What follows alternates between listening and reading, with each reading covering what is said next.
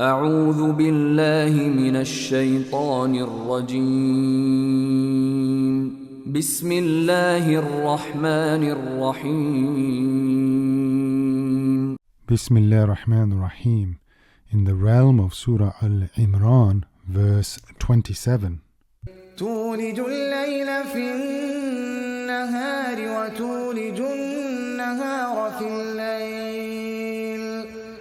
وتخرج الحي من الميت وتخرج الميت من الحي وترزق من تشاء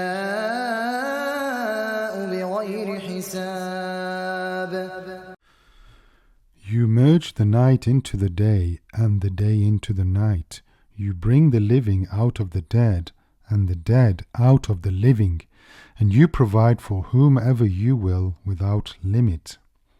This beautiful verse presents vivid scenes from the universe that reflect Allah's power and invite us to recognize His oneness and control over all things. It calls us to reflect deeply on how He manages everything with perfect wisdom at every moment of existence. The word merge or tuliju means to cause to enter or to blend. It paints a powerful image of how light and darkness gradually shift into each other. Scholars have explained this in two ways. Number one, the time cycle. Night and day follow one another in a perfect, uninterrupted rhythm. This shows how precisely Allah controls time. Number two, gradual transition. Dawn doesn't arrive all at once. It begins faintly with a false glow, then a true one, until daylight fully takes over. At sunset, the light slowly fades until darkness spreads completely. These transitions are not just astronomical occurrences, they are signs from Allah, tied to the earth's rotation and the movements of the heavenly bodies, all under His divine command. At night, stars appear and unveil pages of beauty and order, pointing to the perfection of the all-knowing Creator who governs all. Then the verse moves to another sign of Allah's power, the continuous cycle of life and death.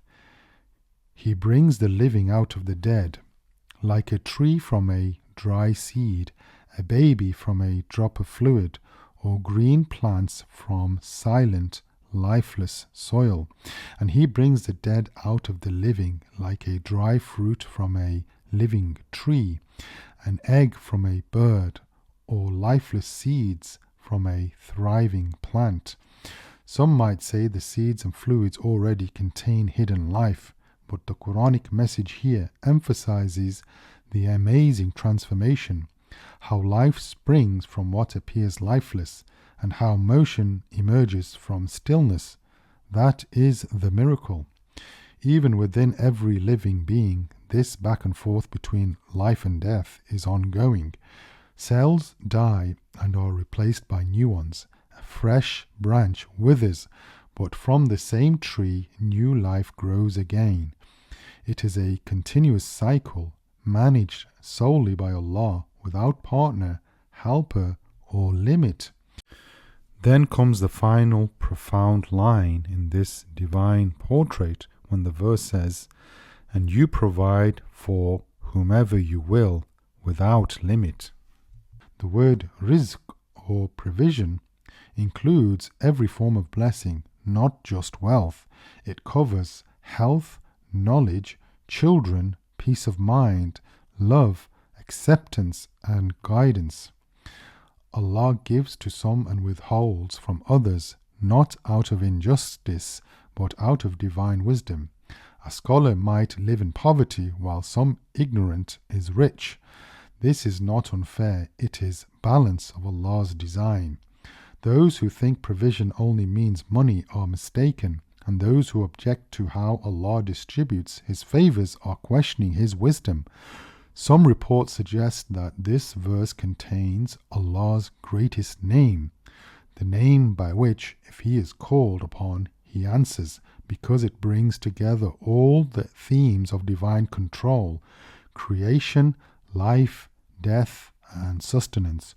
All of it is in His hands. Thus, this verse concludes by painting a full picture of Allah's complete authority over the universe. Merging day into night and night into day, bringing life from death and death from life, giving without measure. All of it shows Allah's hidden hand, managing the universe with care, precision and mercy. No human being controls these forces, and no fair-minded person can deny that behind them is a wise and powerful creator. Just as Allah subhanahu wa ta'ala governs the universe, He also governs each of our individual lives. This verse brings the heart back to ultimate truth. There is no God but Allah. No one else creates. No one else provides. No one else controls life and death. Only Him. And Allah knows best. Walhamdulillahi Rabbil Alameen. وَلَقَدْ يَسَّرْنَا الْقُرْآنَ لِلذِّكْرِ فَهَلْ مِن مُّدَّكِرٍ